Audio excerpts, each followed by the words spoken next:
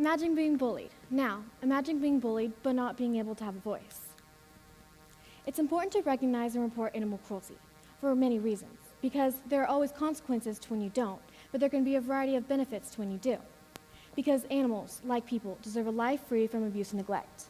And so reporting is important and should be practiced throughout our society.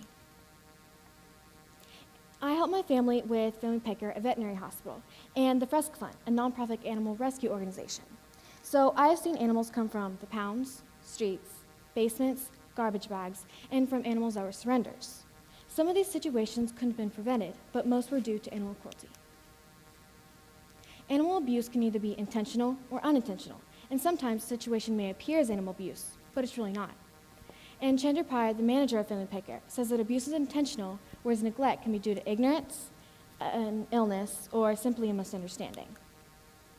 Bones was an animal that was found starved, and he had eaten rocks and sticks to ease his hunger pain. And then when his previous owners had thought he had died, he was stuffed in a garbage bag. And when we found him, he was too weak to even lift his head.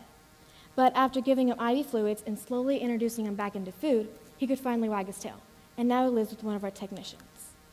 And that's him when he came in, and that's him now.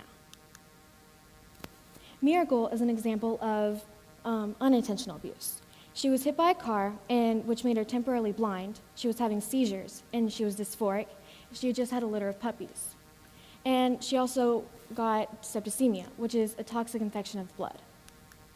And that's her when she came in, and she couldn't even open her eyes. And that's her after everything.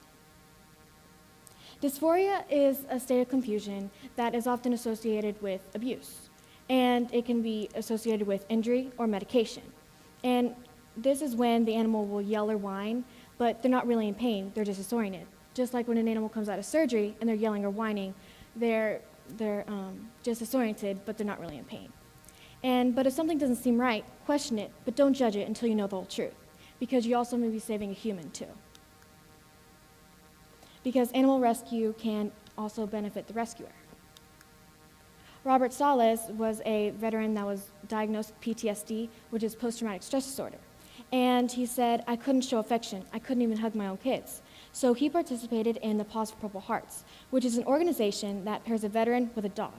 And by doing this, they learn to cope around the dog first and then relearn how to cope around humans. And also training the dog gives the veteran a sense of purpose. Because most people that abuse animals also have a history of being abused themselves. And Diana Urban, who is a social worker, says that there is an 80% correlation between animal and child abuse in the same home. And Katie Nicole said that there's another social worker said that those kids that abused animals had also suffered abuse themselves, referring to the teenager who mutilated a toad in front of other kids and the 14-year-old who put a chihuahua in his foster dad's microwave. In conclusion, animal cruelty can arise very differently, but when done with compassion and understanding, have a variety of outcomes. So it's important to recognize cruelty situations because you also may be giving a veteran a reason to live.